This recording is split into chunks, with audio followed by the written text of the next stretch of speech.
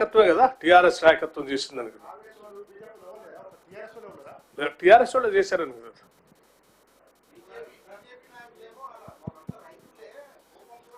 నేను అది కూడా చెప్పా, మీకు అమాయకులైనటువంటి రైతులే వాళ్ళు, అమాయకులైన రైతులే. ఆ రైతులను ఆ రకంగా రెచ్చగొట్టి ప్రోత్సహించి మీకు ఉదాహరణ కూడా చెప్పా. గతంలో వీళ్ళు ఏం చేశారో మళ్ళీ ఇదే చేస్తున్నారు. చనిపోయిన వాళ్ళే వాళ్ళు రాజకీయ లబ్ధి పొంది 10 ఏళ్ళు పాలన చేసి పదవులు అనిపించిన వాళ్ళు వీళ్ళు. పాపం వాళ్ళు అమాయకులైన రైతులు, వాళ్ళకి మంచి R&R ప్యాకేజ్ ఇవ్వాలని ప్రభుత్వం ఆలోచనిస్తూ ఉంటే వాళ్ళ రెచ్చగొట్టి జిల్లా కలెక్టర్ మీద దాడి చేపించి వాళ్ళు నష్టపోయేటట్టు చేసి వీళ్ళు లబ్ధి పొందడం కోసం ప్రయత్నం చేసి ప్రభుత్వం మీద బురద జల్లి ప్రజలకి అంతిమంగా పరిశ్రమలు రాకుండా, ఉద్యోగాలు రాకుండా, అభివృద్ధి లేకుండా చేయాలనే కుట్ర ఇది.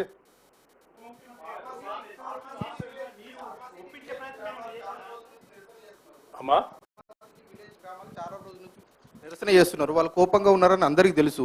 మరి అక్కడ ఉన్నటువంటి లోకల్ పోలీసులు కావచ్చు, ఇంటెలిజెన్స్ వ్యవస్థ ఏం చేస్తుంది? అధికారులు వైఫల్యం కాదంటారా కలెక్టర్ మీద? ఒక్క నిమిషం, గతంలో చాలాసార్లు ల్యాండ్ ఎక్విజిషన్ జరిగిందా?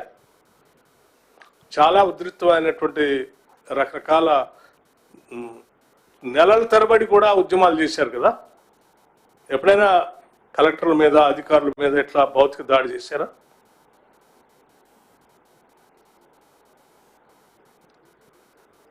సార్, మీ మిత్రపక్షం కమ్యూనిస్ట్ పార్టీలు మాట్లాడుతూ మూసీ ప్రక్షాళన చేస్తున్న కాంగ్రెస్ పార్టీ మూసీ కంటే డేంజర్ అయిన ఫార్మాసిటీని ఎందుకు ప్రోత్సహిస్తుంది?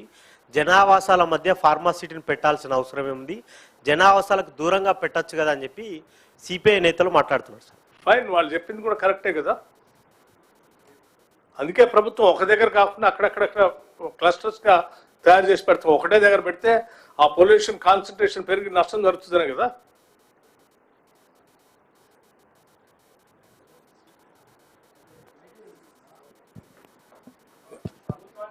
సార్ డిప్యూటీ సీఎం గారు, వీళ్ళు తల్లకిందులు తపస్సు చేసినా కానీ ప్రభుత్వాన్ని ఎవరు ఆశ్చర్యపరచలేరు. ఈ కేటీఆర్ కాదు, కేసీఆర్ కాదు, హరీష్ రావు భూమి ఆకాశం ఏకం చేసి కింద పైన తల్లకిందులు తపస్సు చేస్తే కూడా ఏం కాదు. మీరేదో ఢిల్లీ పోయి, దేని పోయారంటే ఢిల్లీ ఎవరి కోసం పోయినావు? ఢిల్లీ ఎవరిని కలిసావు? ఏం చేద్దాం అనుకుంటున్నావు?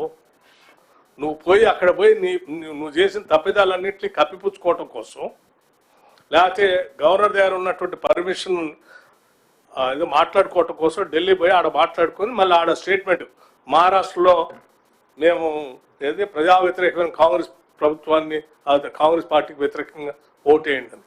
ఏంది?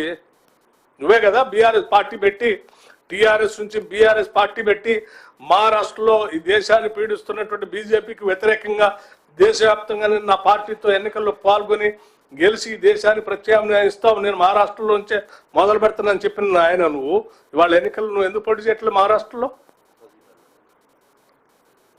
మహారాష్ట్రలో పోటీ చేయకపోగా కాంగ్రెస్ పార్టీకి వ్యతిరేకంగా ఓటేయమని చెప్తున్నావు. ఎవరికి ఓటేయమని చెప్తున్నావు? మరి అట్లయితే కాంగ్రెస్ వ్యతిరేకంగా ఓటేయమని చెప్తుంటే నువ్వు ఎవరికి ఓటేయమని చెప్తున్నావు? బీజేపీకి ఓటేయమనే కదా. బీజేపీకి ఓటేవని నువ్వు నిన్నటిదాకా బీజేపీని తిట్టినావు, నువ్వు సడన్గా బీజేపీకి ఓటేవని ఎట్లా చెప్తున్నావు? దేనికోసం? మీకు ఢిల్లీలో జరిగిన మంతనాలు ఏంటి? మీ ఇద్దరి మధ్య వచ్చినట్టు ఒప్పందం ఏంటి? సార్ డిప్యూటీ సీఎం గారు, జనరలీ దిస్ పబ్లిక్ హియరింగ్స్లో అడిక్వేట్ పోలీస్ ఫోర్సెస్ డిప్లాయ్ చేస్తాం కదా sir. In this case why it was not followed sir? The district collector ప్రజల మీద నమ్మకంతోనే ఉంటాడండి ఎప్పుడైనా. కానీ మీరు ఈ రకమైన కుట్ర చేసి దాడి చేపిస్తారని అనుకోరు కదా, బాధ్యత కలిగిన నాయకులు కదా మీరు. సార్ ఇప్పుడు డిప్యూటీ సీఎం గారు కేటీఆర్ గారి ఢిల్లీ టూర్ మీద మీకు అనుమానాలు ఉన్నాయి.